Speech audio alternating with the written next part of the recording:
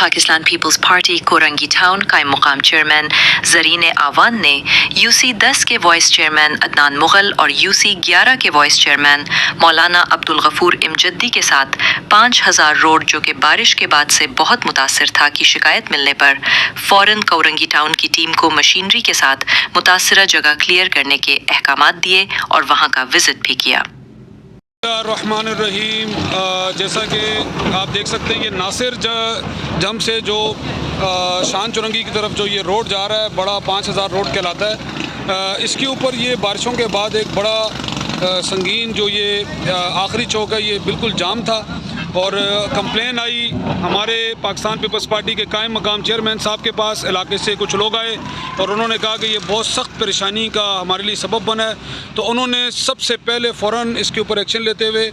اپنے جو ڈائریکٹرز ہیں ان کو بلایا اور فوری طور کے اوپر انہوں نے اس کے اوپر جو ہے کہ بھائی کسی صورت میں بھی اس کو آج ٹھیک کرنا ہے، مشینری لگ گئی ہے،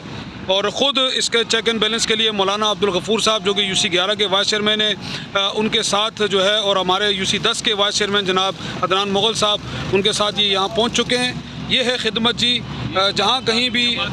اور ہمارے جماعت اسلامی کے جو چیئرمین صاحب ہیں قاری منصور صاحب، یہ آپ دیکھ سکتے ہیں یہ بھی کھڑے ہوئے ہیں اور یہ بھی حوصلہ افزائی کر رہے ہیں۔ تو انشاءاللہ بلا تعصب جہاں کہیں بھی خدمت کا موقع ملے گا ہمارے جھیالے انشاءاللہ وہاں موجود ہوں گے اور وہاں پر پورا کریں گے اس کام کو۔ انشاءاللہ آج یہ تکلیف بھی ختم ہو جائے گی۔